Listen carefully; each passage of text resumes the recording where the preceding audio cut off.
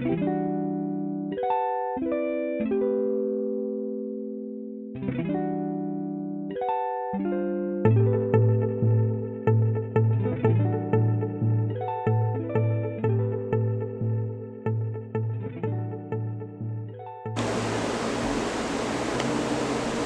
my name is Tanya Perez, and I am the CEO of my own company.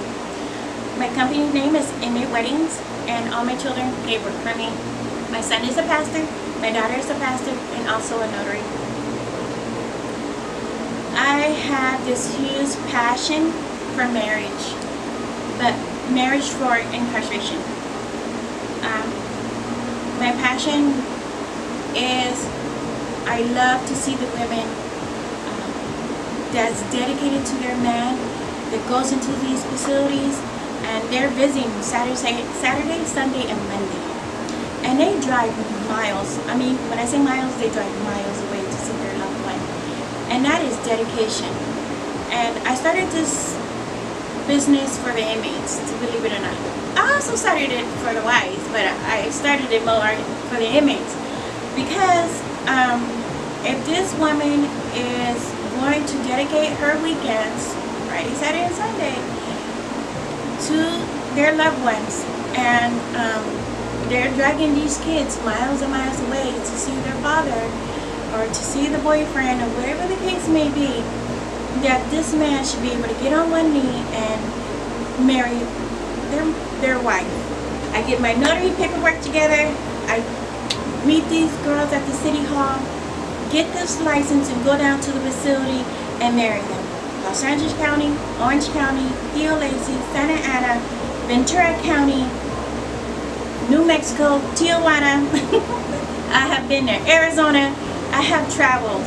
And I gained travel buddies, carpool buddies. Yes, I have. And that was what I wanted. I wanted to travel, and I was always in my city, and I never ever got to travel. So I never ever had the guts to go out of my city and go travel to Arizona by myself. That was like a big no-no. But I said to myself, if I start a company, I get a carpool buddy. If I help marry her, I get a carpool buddy. And I get to gain friends on top of that as well. And I have gained a lot of friends throughout this business, and I am very grateful for it. But most of all, my goal is to get these girls married, make them happy, make the inmates happy as well. The key is, for my business, is to keep the client happy. And I think I did an awesome job so far. So, I have a special guest that's going to come out, and she's going to talk about her experience being married in incarceration. I married her, I can't remember the year, but we're going to let her say it. And she also has traveled to see her husband so many miles away, and she's one of my favorite clients. Her name is Cheyenne. Come on over, Cheyenne. I would like to introduce Cheyenne. And how did you and your husband meet? I actually met my husband's brother first. I met his wife. We both worked at Macy's, and we would hang out, and then finally they introduced me to him, and we met at a park, and after that we were with each other every day, and then he got busted in 2016, and then after that going to visit him every Friday, Monday, Sunday, Saturday. We decided to get married, and I found Tanya's information through one of my friends, and then we got married in March of 2017, so it's been a year since we got married. Beautiful. How difficult it is to be married to an inmate? Very difficult, because you have people that are very judgmental. Not only that, but you don't get to be with him every day. You don't get to talk to him when you want. It's scheduled. You don't get to sleep with him. You don't get to spend weekends. You go home to just your house. You don't get to cook for him. So it's really difficult. But at the end of the day, they're going to come home. So, have you traveled? Since he's been gone, how many miles have you traveled Friday, Saturday, and Sunday to visit? Thousands of miles. Thousands of miles, from when he was in the county to when he was in reception to him being in prison now. Thousands of miles. What do you miss most? Being able to hug him every day. How often do you two talk? We talk about 5 to 6 times a day. It's scheduled. But now with him being transferred, I haven't talked to him in 5 days, and it's kind of a bit of a struggle. But normally we talk about 5 to 6 times a day. And the communication, it's open, and you guys are.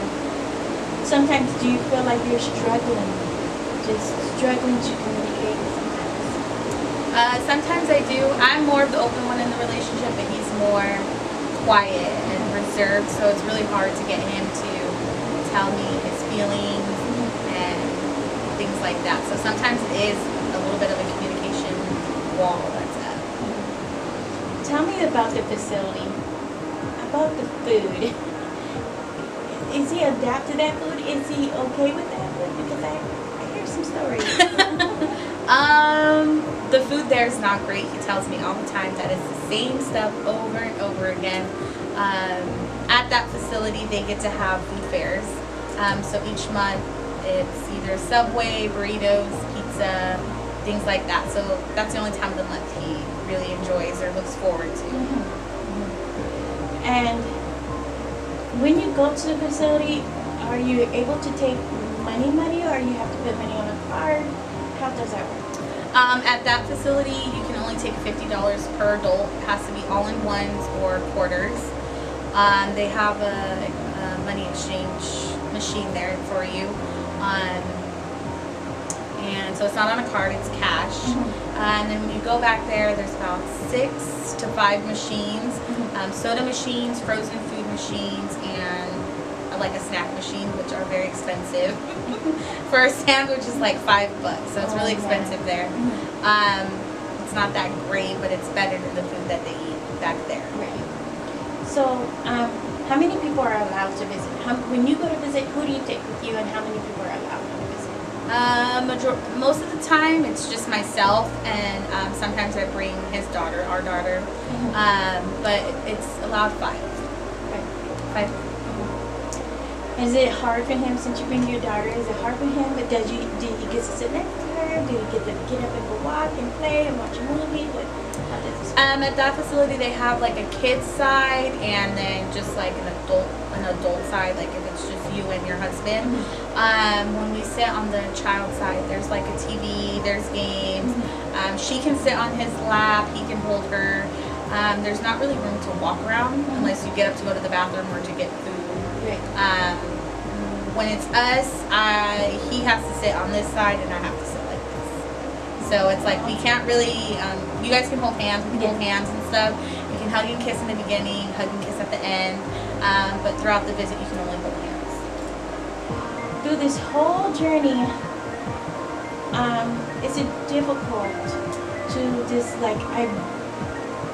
the communication, like, I really need you home, like, right now, like, do you ever get that desperate, like, I need you home, like, right now? Yeah, majority of the time it's I need you home right now, because I know he has stuff going on in there, but out here it's hard because you have bills, you have issues with family members, and when you vent to them, there's nothing they can really do but say like, damn, or well, it's gonna get better. So yeah, sometimes it is kind of like I need you home now.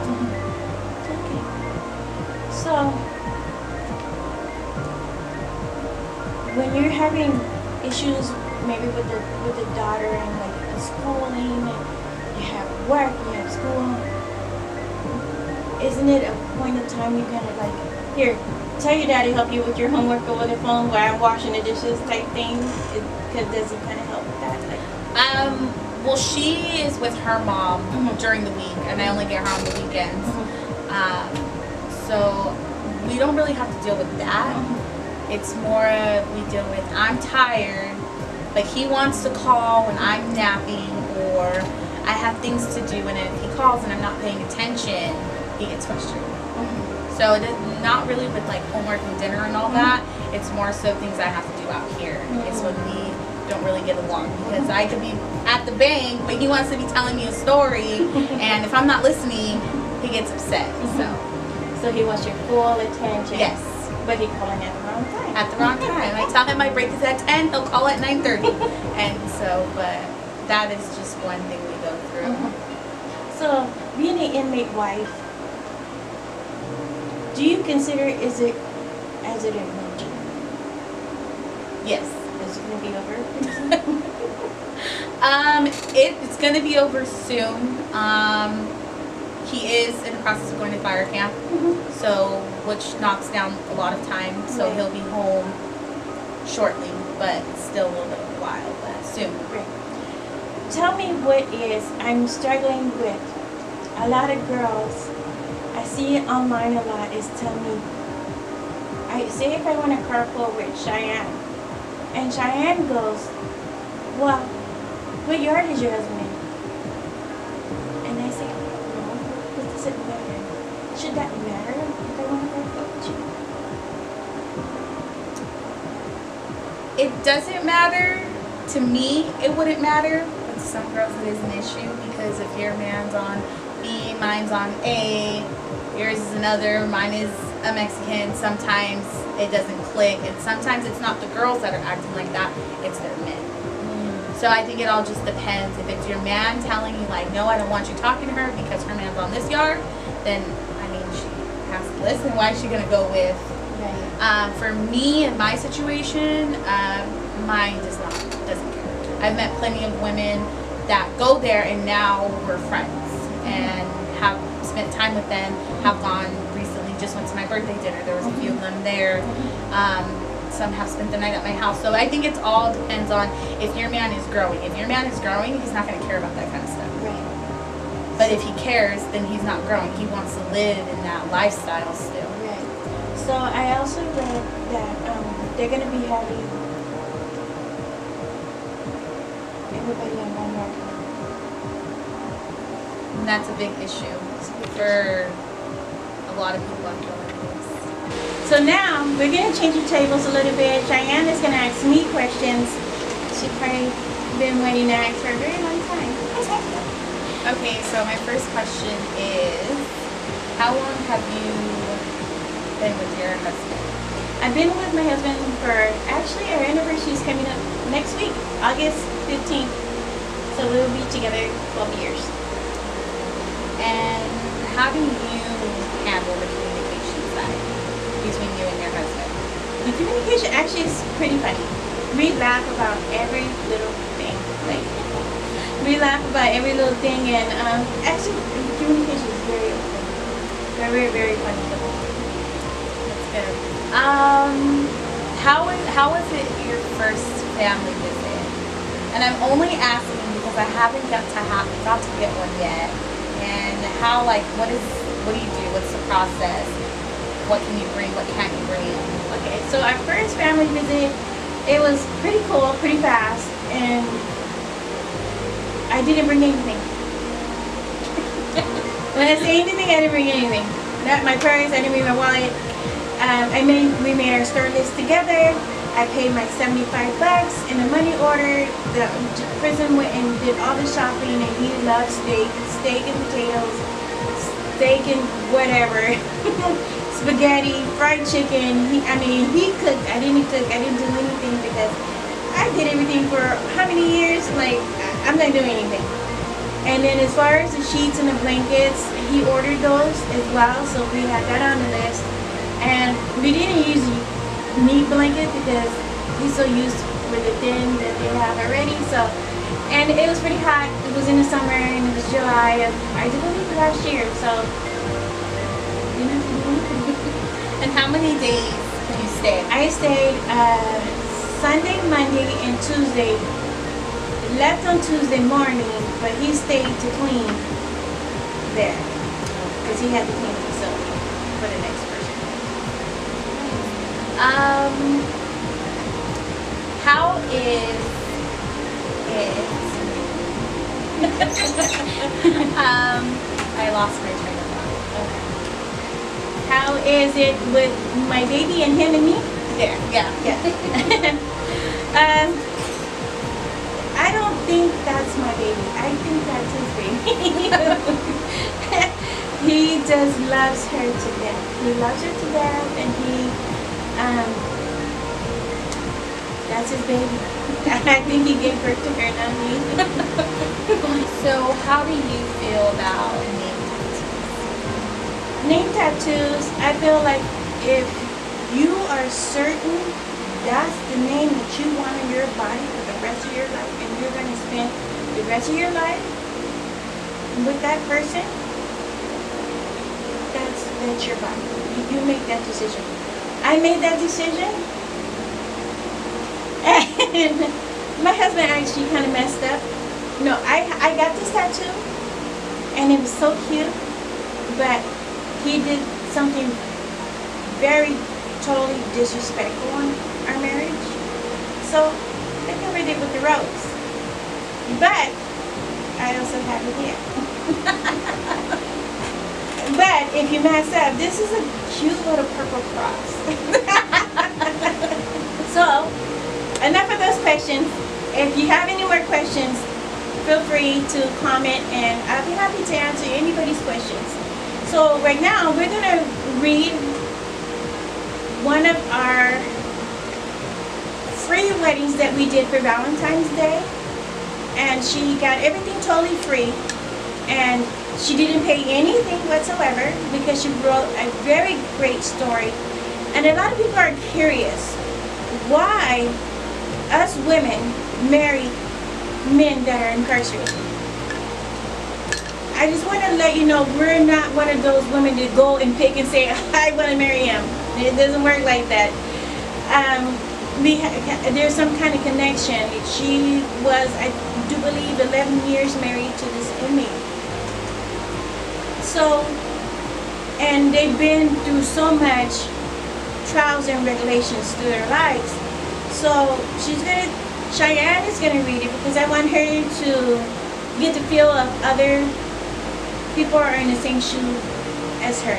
I was in an abusive relationship for 11 years. I had 2 beautiful children with this person just to find out he had 2 more behind my back.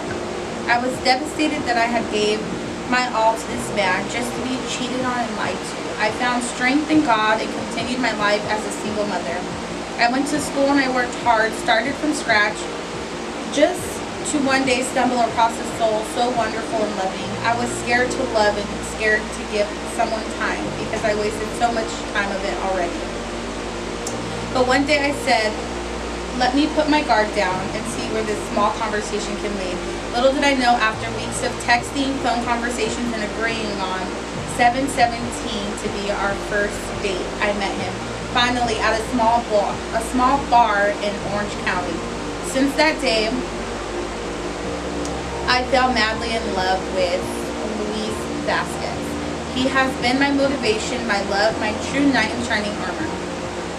I truly adore this man with all I have in me. Crazy how you can be in a relationship for 11 years and feel no love, and you meet someone for a short time and their love stops everything. I'm so truly blessed and honored to now be his fiance, and I thank God every day for sending me a man that I admire so much and respect I have for him. And the devotion he shows me every day is beyond amazing, and I'm grateful to have found my other half. I pray one day we make it official and I can become Mrs. Vasquez. I have shown my daughters what love really is, and he truly is heaven sent. We have this wonderful, loyal, honest, trusting, rare love that you only see in movies, and I thank God for him finding me. So, what did you think about the story you just read? It makes me feel like anybody can do it. Just because you're in a relationship for so long, that doesn't mean that person's the one for you. Right. There's always going to be a time where you just want to give up, but giving up doesn't mean you failed. That just means there's something later down the line for you, and that's what happened with this girl. She thought she was with the man of her life for 11 years, and she finally got strong and left him, and now she's with someone that she knows is going to be the one for her. It doesn't treat her the way the previous man did. Correct.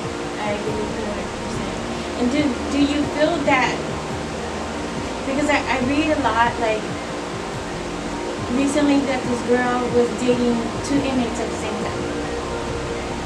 Do you feel that's a homie hopper? I mean, how do you say it? No, you're just bored. You're bored. Like, if you're going to be that kind of girl, that kind of woman, do that with somebody who's out. Right. Don't do it to men who are in there.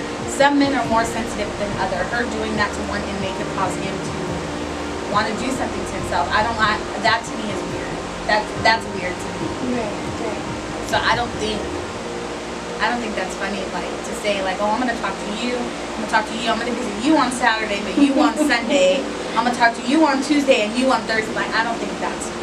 Yeah, I have seen it done. I have married a couple of girls that have done that. And I feel like you're messing with people's emotion. And do you feel like it's insecurity she does that? Maybe. It might just be. I don't know. It could be insecurity.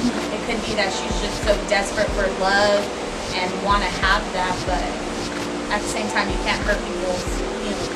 And that goes for the inmates too. If an inmate knows that he has a girl on the out that's doing something for him, if he's going to be writing somebody else, that's not cool. Yeah, I don't know. That's disrespectful. Okay, let's answer some of the questions that we have seen online. And they would like to know, how do you... Let me answer this question.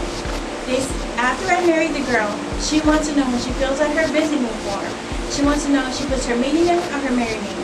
Well, my question is, my answer to that is, when you fill out the visiting form, make sure that you already went to the Social Security office in the DMV to change your married name.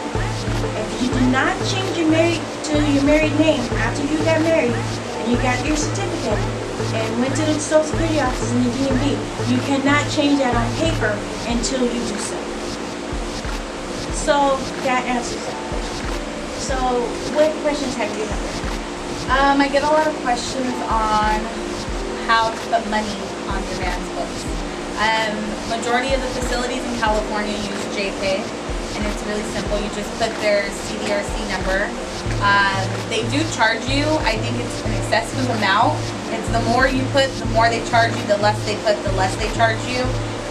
But the app is JPay, and it takes about 3 days for them to receive the slip, and it'll tell them who put it and how much it is.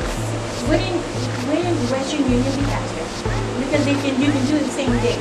It might charge you $5 to $10, but you can send it same day per. Yeah, you can do Western Union. I choose to do the app because I work a lot, and it's just easier to do the app, send it through, and I know he'll get it in about 3 days. And most prisons, you only get stored once a month. So he knows his date when he's going to get it, so I know to do it at least 2 weeks before the date. So, and also, what other questions have you seen? A lot of questions Dress code to dress code. Dress code. So, if you want to stand up, Cheyenne, and show them what you're wearing. So for visiting, these pants would be okay. They're not that tight, but they're black. This shirt would be okay. Some facilities might complain because it's a little sheer, but as long as this is more than 2 inches, you should be fine. Sandals and shoes, you can wear whatever kind of shoes you want, as long as they're not the Nike slides or like the Guess slides, anything like that. But this would be good attire for visiting. And that's most facilities, California City, I've been to that facility. They're really strict on how tight the jeans are, how low cut your shirt is. They don't like any type of cleavage and no tight pants. But this would pass.